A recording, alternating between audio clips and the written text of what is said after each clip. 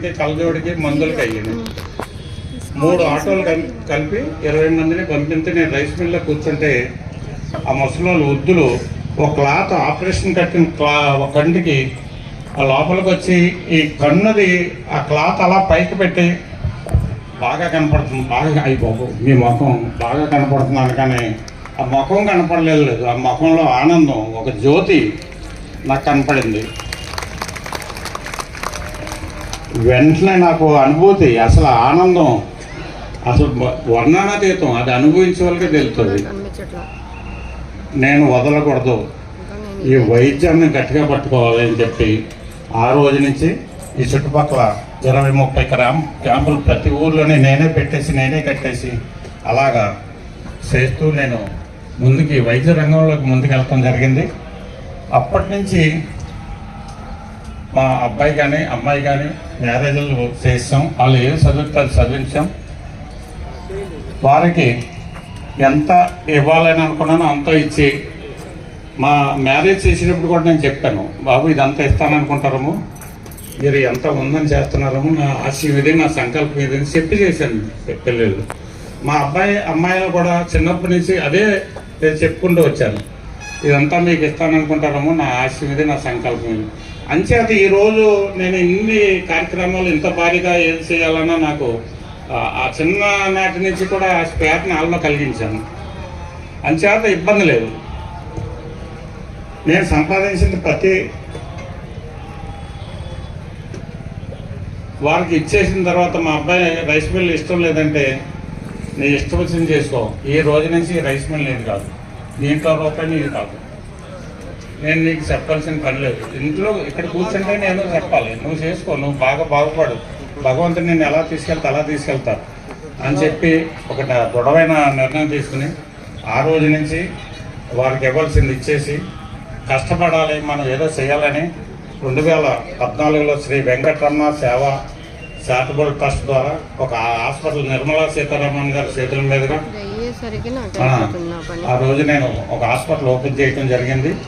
అది ఆ హాస్పిటల్ చిన్న హాస్పిటల్గా ప్రారంభించి, అంటే మెడికల్ కాలేజీలతో నేను లింక్ పెట్టుకుని నేను బస్సు మీద అక్కడ పంపించడం, తర్వాత జనరల్ హాస్పిటల్ నెంబర్ 1 మన డయాగ్నిక్ సెంటర్, అలాగే ఒక కంటి హాస్పిటల్, అంటే అక్కడికి వెళ్లకుండా మన దగ్గరికి వచ్చే డాక్టర్లు చూసేలాగా డెంటల్ హాస్పిటల్, విష్ణువుల తగ్గ dental hospital, number 1 physiotherapy centre, ప్రతి నెల నెంబర్ 1 న్యూరాలజిస్టులని, డయాబెటిక్ ఫుడ్ స్పెషలిస్టులని, అలాగే మంచి డాక్టర్లు తీసుకొచ్చి నేను వైద్యం చేయించడం మొదలుపెట్టాను. ఆ హాస్పిటల్ ఇప్పుడు ఒక బిల్డింగ్లో మొదలెడితే అది సరిపోవట్లేదని చెప్పి ఇంకో బిల్డింగ్ ఎదురకుండా కొన్ని దాంట్లో మొదలెట్టాం.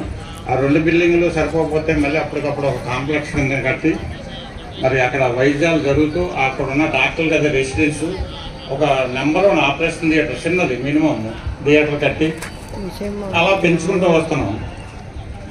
నేను 15 సంవత్సరాల క్రితమే ఏదో చేయాలనే సంకల్పంతో నేను సంపాదించిన దాంట్లో అంటే ముందు 50% పక్కన పెట్టాను. తర్వాత పిల్లలకి ఎవరికాలకి ఇచ్చిన తర్వాత నాదంతా పక్కన పెట్టేశాను. ఈ 2 కలిసినాయి అన్నమాట. అందుచేత నాకు మా రైస్ మిల్ దగ్గర ఒక 3 ఎకరాలన్నర ఉంది. ఇంకొక అరెకరం కలితే 1.5 ఎకరాలు కలితే 5 ఎకరాలు అవుతుంది.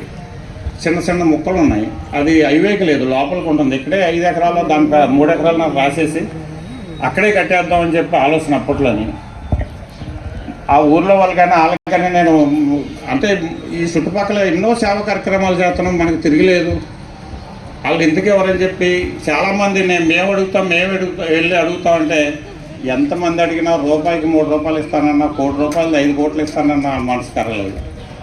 ఏంటి ఇంత మంచి కార్యక్రమానికి వేల మీద ఉపయోగపడి ఒక అన్ని రకాలుగా ఒక ఆధ్యాత్మికంగా వైద్యం ఉపాధి సేవ అన్నీ ఒక్కసాట పెట్టాలనే తలంపుకి భగవంతుడు దీన్ని ఎందుకు ఆపుతున్నాడని నా దగ్గరికి కొంతమంది స్వామీజీలు పీఠాధిపతులు కానీ అలాగే మా వెంకటరమణ శాస్త్రి గారితో చెప్పిన ఏమో భగవంతుడి లీల ఎలా ఉందో ఆయన ఆలోచన వేరే ఉందని ఎవరు వచ్చినా నా దగ్గరికి అఘోరీలు కూడా వచ్చేవారు, నాగసాధువులు కూడా వచ్చేవారు. నాకు తెలియదు డైరెక్ట్ మిల్లుకి వచ్చేవారు. చాలా విచిత్రం. వాళ్ళు వచ్చి నాకు ఇంత కావాలంటే అంత ఇచ్చేయవలసిందే.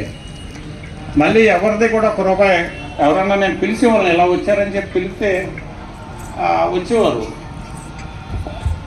ఏదైనా ఇస్తే కొట్టినంత పని చేసేవారు. సార్ మాకు డబ్బాంశంగా వచ్చి రాలేదు, మాకు డబ్బులు కావాలంటే రాజమండ్రి స్నానానికి వచ్చాం మేము అంటే వాళ్ళకి నాకు హిందీ రాదు, హిందీ వచ్చే వాళ్ళు మేము తీసుకొచ్చేవారు. దానికి కూడా ఒక అర్హత ఉండాలి, నేను తీసుకోవాలంటే ఒక అర్హత ఉండాలని చెప్పి కొట్టినంత పని చేసేవారు. నేను నిజంగా అది వర్ణనా చేసేవారు. నా జన్మ ధన్యమైందని చెప్పి నేను ఆ రోజు ఆ స్వామీజీలతో నేను నా అనుభూతి చెప్తున్నాను. మీరు ఇంకో రకంగా అనుకోకండి. అలాగా అది ఇది కూడా భగవంతుడి నిర్ణయం అన్నమాట. మా ఊరే గోరింట సాంబాబు గారు అంటారు, వారిది ఇది 4 లక్షలకి అడిగితే 10 లక్షలు చెప్పేవారు. 10 లక్షలకి అడిగితే 20 లక్షలు చెప్పేవారు. 20 లక్షలకి అడిగితే అది 1 కోటి రూపాయలు చెప్తారు. 1 కోటి రూపాయలకి ఎవరైనా వెళ్తే 3 కోట్లు చెప్తారు. అప్పుడు ఒక బిల్డర్ వచ్చాడు ఇక్కడికి, వాళ్ళని అడిగాడు 2,90,000కి 2,90,00,000కి అడిగారంట. 3 తక్కువ అయితే ఏమన్నారు. ఆ బిల్డర్ నాకు ఫోన్ చేశాడు, ఇక్కడ వాళ్ళ అబ్బాయిలు అది ఇక్కడ వచ్చారు. ఆ రోజుని నాకు అది ఎలాగ కలుతుంది, హైవేకి ఉంది, ఇది బాగుంటుంది. ఆ బిల్డర్ నన్ను అడిగాడు, మీ ద్వారా అయితే అయిపోద్దంట సీన్ అని. అలాగే తెలియదు. నేను వెంటనే నడిపిల్లలు ఒక పెద్ద రాజన్న ఉంటే ఆయన దగ్గరికి వెళ్ళిపోయి ఆ చేను కొనేద్దాం అన్నా. అంటే 2,90కి అడిగారు. మరి 2,90 తీసుకుంటే లేదు, 2,80 కాదు, 2,60 కన్నా నేను కొనలేనంటే 2,70 కొన్నాను అనుకోవట్లేదు. దీనికి రాసిన పొలంలోనే ఉందండి ఈ గ్రావులు. ఆయన కూడా అసలు నేను అడగగానే ఇది అనగానే ఎంతో సంతోషంతో ఆయనకైతే డబ్బులతో ఏముందిరా ఈ పొలం వాడికి ఇచ్చేయండి అని చెప్పి వాళ్ళ నాన్నగారు చెప్పి, వాళ్ళ నాన్నగారు వైద్యంలో ఎంతో బాగా చూసుకున్నారు. ఆయన అట్లా మేము తీసుకుపోవడానికి అన్నీ కట్టేస్తాం కూడా. అటువంటి ఆయన 10 సంవత్సరాల తర్వాత పిల్లలు ఎంతో తండ్రిని చూసుకున్నారు. ఇది మాకు రాసేసి రిజిస్టర్ చేయాలి. ఆయన అసలు అప్పటి తర్వాత రాలేదు, ఆరోగ్యం బాగోకపోయిన తర్వాత దీన్ని రిజిస్ట్రేషన్ చేయడానికి వచ్చారు. ఆయన వాళ్ళ అబ్బాయిని తీసుకొచ్చారు. రిజిస్ట్రేషన్ చేసిన 6 నెలలకి ఆయన కాలం చేశారు. అంటే దీనికోసం ఆయన అంటే ఈ కార్యక్రమం కోసమే అంటే నేను వాళ్ళ అబ్బాయికి మాట ఇచ్చాను, నాకు ఇంకా ఇంత మహోన్నత సైటును మీరు ఇచ్చారు కాబట్టి ఈ రోజున నేను మీ తండ్రి గారిని స్మరించుకుంటాను. మీరు ఇవ్వటం వల్లే నాకు ఈ వెలుగు ఇదంతా కూడా భగవంతుని నిర్ణయం ఇక్కడ ఉంది. ఆయన ఇక్కడ కట్టించుకోవడానికి ఆయన సంకల్పం చేశాడు. అంచేత అది వాళ్ళ మనసులో దూరలేదు. అంచేత అది ఏదైనా అది కలిస్తే నాకు ఇంత వైభోగం రాదండి. 1000 రెట్లు తేడా నేను అనుకున్న దానికి ఇది. ఆయన చేత ఆయనకి నేను చెప్పాను, ఆయన వచ్చారు, వాళ్ళ అబ్బాయి అది వచ్చారు. వాళ్ళు కూడా ఎంతో సంతోషించారు.